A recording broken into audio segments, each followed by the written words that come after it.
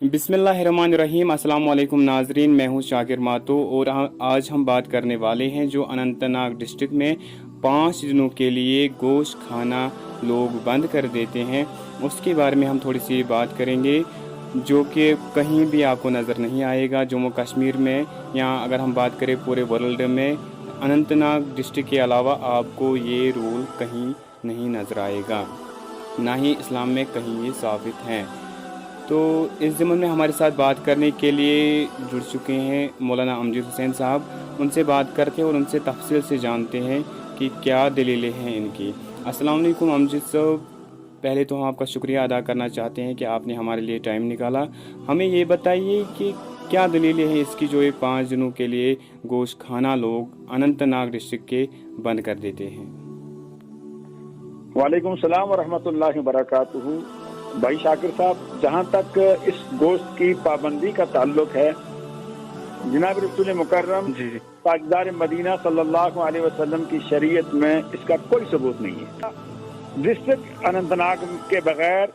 ये गोश्त की पाबंदी का सिलसिला किसी दूसरे स्टेट से हमें नहीं मिलता है। जी बिल्कुल। इस सिलसिले में जो ये लोग थोड़ी सी दलील देते हैं कि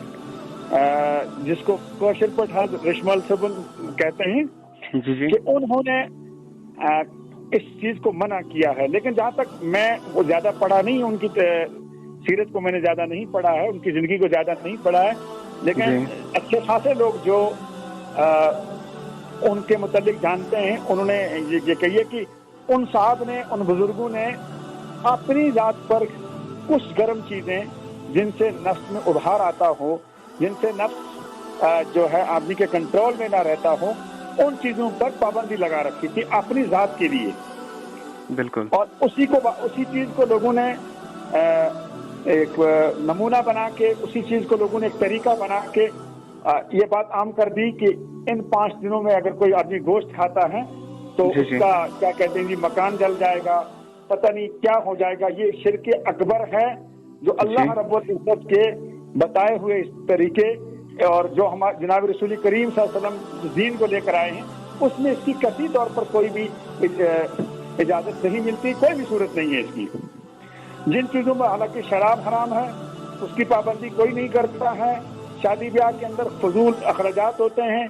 उन पर कोई बात नहीं करता है, उनकी पाबंदी की बात नहीं करता है, शरीयत को वहाँ फॉलो नहीं करता है, शरीयत को नहीं मानता है। लेकिन जिस चीज का शरीयत के साथ कोई भी ताल्लुक नहीं, सिर्फ एक आदमी की, अल्लाह के प्यारे की अपनी जात के साथ जो ताल्लुक है, उस ताल्लुक को उन लोगों ने शरीयत का ऐसा जुज़ और ऐसा नुक्ता बना लिया कि खुदा न खास्ता अगर कोई आदमी खाता भी है इस गोश्त को इन अय्याम के अंदर तो उससे बड़े बड़े ताने मिलते हैं, और कुछ लोग तो उसको खारजी इस्लाम समझते हैं, जो कि बहुत बड़ा जुल्म है। जो शरीयत के अंदर एक ऐसी ज्यादती है जिस ज्यादती पर जनाब रसूल मुकर्रम सल्लल्लाहु अलैहि वसल्लम ने इरशाद फरमाया कि जो शख्स मेरी लाई हुई शरीयत के अंदर हल्की फुल्की भी ज्यादती करता है या कमी करता है, उस आदमी को चाहिए कि वो अपना ठिकाना जहन्नम में बना ले। लिहाजा इस सिलसिले में यही आपकी खिदमत में अर्ज है, जो लोग भी इस गुफ्तगू को सुने, जहां तक भी ये बात मेरी पहुंचे, वो अपने उलमाए किराम से, जिनसे भी वो ताल्लुक रखते हों, जिस जमात से भी वो ताल्लुक रखते हों, उस सिलसिले में वो उनसे सही जानकारी लें। और इन साहब बुजुर्गों की जिन्होंने ये गोश्त की पाबंदी जात पर लागू की थी, किस बुनियाद पर, किस वजह से लोगों ने इसको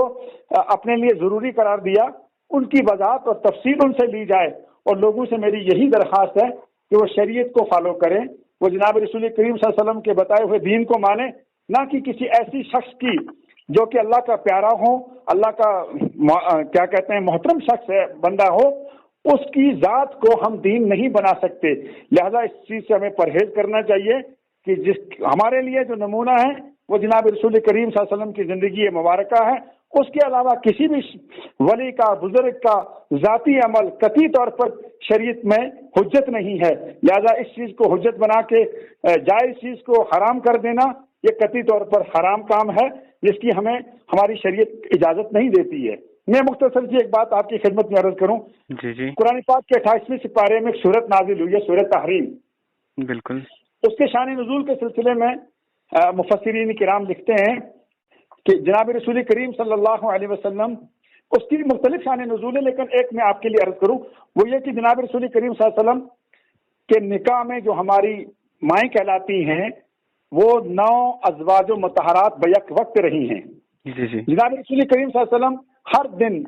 عصر کے بعد اپنے گھروں کی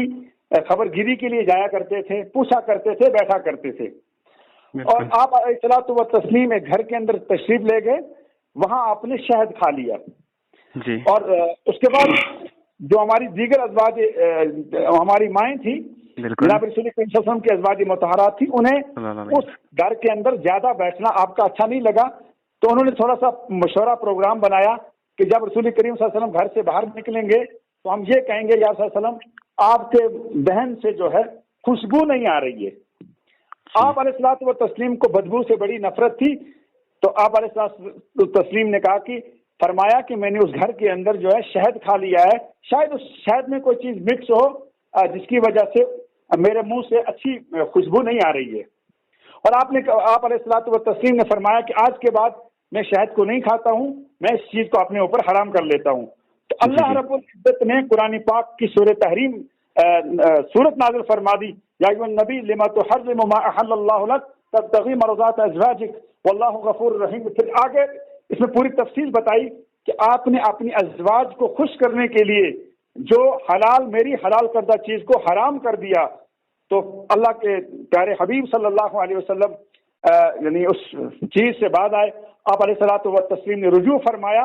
جب اللہ کے رسول صلی اللہ علیہ وسلم کسی چیز کو اپنے اوپر حرام کریں اور اللہ ان پہ تنبیہ کریں کہ آپ کو اس بات کی اجازت نہیں، تو پھر کوئی ایسا شخص کہ جس کی اتنی بڑی حیثیت نہ ہو، جس کا اتنا بڑا مقام نہ ہو، اگر ان صحابہ نے، ان بزرگوں نے اپنی ذات کے لیے کوئی عمل کیا ہے تو ہم اس کو اپنے لیے مشعل راہ کیسے بنا سکتے ہیں؟ یہ لوگوں کے دین کے اندر زیادتی ہے،